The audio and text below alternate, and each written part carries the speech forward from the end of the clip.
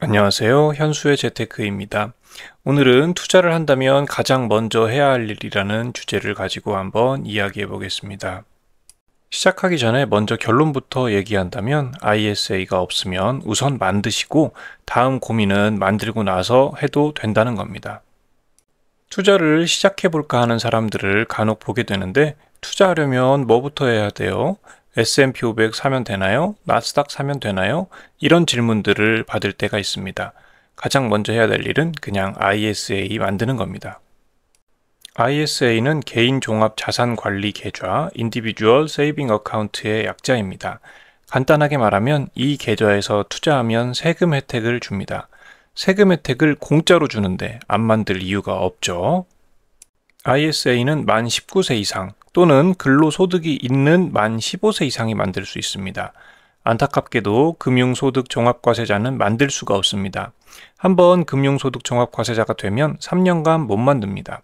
직전 세계 과세기관 중 1회 이상 금융소득 종합과세자는 제외가 되기 때문이죠. 또 전 금융권에서 1인 1계좌만 만들 수 있습니다. ISA가 종류도 다양한데요. 중개형, 일임형, 신탁형 세 가지로 나눠집니다. 그냥 중개형 만들면 됩니다. 그리고 서민형과 일반형이 있는데 만약 서민형의 가입 조건이 된다면 서민형을 만드는 게 당연히 유리합니다. 직전 연도 총 급여 5천만 원 또는 종합소득 3,800만 원 이하라면 서민형으로 만들 수가 있습니다. ISA는 어디서 만드나요?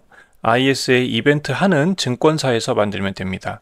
보통 이벤트는 두 가지인데 ISA 평생 수수료 무료, 그리고 계좌 개설하거나 계좌에 입금하거나 또 주식을 거래하면 돈 주겠다. 이렇게 두 가지로 나눠집니다. 증권사들 살펴보고 마음에 드는 곳에서 고르시면 됩니다. ISA를 만들 때 만기를 설정하는데 최대한 길게 만들면 됩니다. 만기가 안 됐어도 만들고 3년만 지나면 혜택은 다 받을 수가 있습니다. 3년만 넘으면 만기 이전 중도 해지 페널티가 없는 거죠. 만기 연장은 나중에도 가능하지만 만기 연장하려고 하는 시점에 금융종합과세 대상자가 되면 만기 연장이 불가능하기 때문에 처음부터 최대한 길게 만드는 것이 좋습니다. 자, 이제 묻지도 따지지도 않고 ISA 만들었나요? 그럼 ISA 계좌에 입금하기 전에 혜택부터 이제 알아보면 되겠습니다. 첫 번째로는 세제 혜택입니다. ISA는 3년간의 유지 기간만 넘기면 계좌를 해지할 때 수익금에서 200만 원, 서민형은 400만 원까지 빼주고 나머지 금액에 대해서도 9.9%로 분리과세해 줍니다. 계좌를 해지하기 전에는 과세하지 않기 때문에 과세 이연 효과도 있습니다. 예전에는 해외 배당금에서도 과세 이연 효과가 있었지만 이제 그 부분은 사라져서 좀 아쉬운 점이 있습니다. 두 번째로는 손익통산입니다. ISA 안에서 투자한 경우 손실과 이익을 합쳐서 계산해 줍니다. 만약 내가 국내 일반 계좌에서 S&P 500 ETF, 나스닥 ETF를 샀다고 해보죠. S&P 500 ETF는 300만 원 이익이고 나스닥 ETF는 100만 원 손실이라고 하면 나의 총 이익은 300만 원에서 100만 원을 뺀 200만 원이 됩니다. 그런데 세금을 낼 때는 300만 원 전체에 대해서 15.4%를 내야 합니다. 나스닥에서 100만 원 손해본 건 네 사정이고 수익 난 건 돈 내라는 거죠. 그런데 만약 ISA에서 투자했다면 총 이익 200만 원으로 손실과 이익을 합산, 쉽게 말해서 손익 통산 해준다는 거죠. 그리고 수익금에서 200만 원은 그냥 빼주니까 결국은 낼 세금이 0원이 됩니다. 참고로 ISA 손익 통산은 포함되는 게 있고 포함 안 되는 게 있습니다. 국내 주식형 ETF는 손실, 이익 모두 계산해서 제외됩니다. 국내 주식은 이익은 계산해서 제외하고 손실은 손익통산에 포함시켜줍니다. 이때 국내 주식이 두 종목 이상이라면 우선 국내 주식끼리 손익통산을 한 다음에 이익이면 그냥 계산해서 제외하고 손실이면 손익통산에 포함시켜줍니다. 예를 들어서 삼성전자 100만원 수익, 하이닉스 50만원 손실, 나스닥 ETF 250만 원 수익이면 국내 주식에서 전체적으로는 수익이니까 무시한다는 얘기입니다. 하이닉스 50만 원 손실 난 것을 나스닥 ETF 수익 250만 원에서 빼주는 게 아니고요. 이 부분은 나중에 한번 다른 영상에서 다뤄보겠습니다. 세 번째로는 연금 이전을 할 수 있습니다. ISA를 의무가입 3년 지나서 해지하면 ISA 만기 자금을 연금 계좌로 이전할 수 있습니다. 연금 계좌의 세제 혜택을 최대한 받기 위해서 1년에 1,800만 원씩을 다 넣고도 더 넣고 싶은 분들에게는 이것도 큰 혜택이죠. ISA를 해지하고 넣어야 하기 때문에 수익금에서 9.9%는 세금으로 내야 되고 연금저축계좌로 이전하면 이전한 금액의 10%까지 세액공제를 추가로 해줍니다. 이 경우에는 최대 3천만 원까지 인정해줍니다.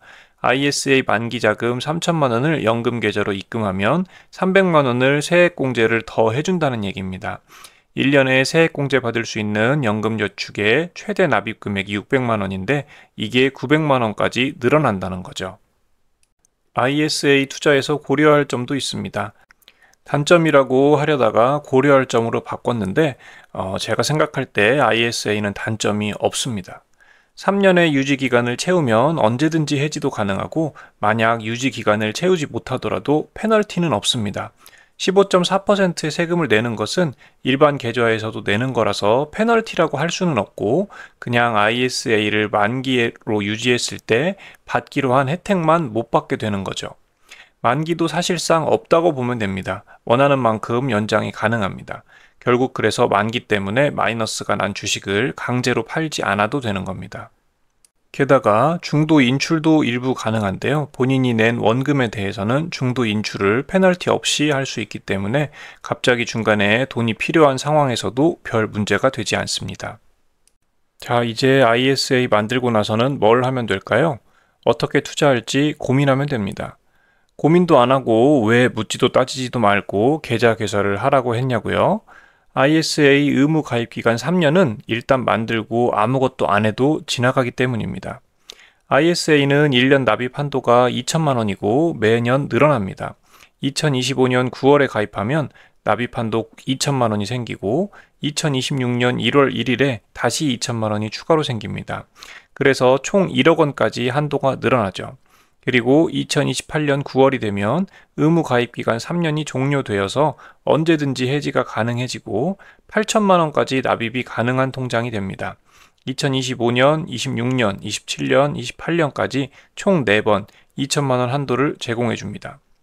그러니까 지금 만들고 한 푼도 안 넣고 있다가 2028년 9월에 한 번에 8천만 원을 다 넣고 3% 정도 벌어서 바로 해지해도 세제 혜택을 볼 수 있는 겁니다. 당장 투자할 게 아니더라도 지금 당장 투자할 돈이 없어도 우선 만들어서 묵히면 좀 더 유리해집니다.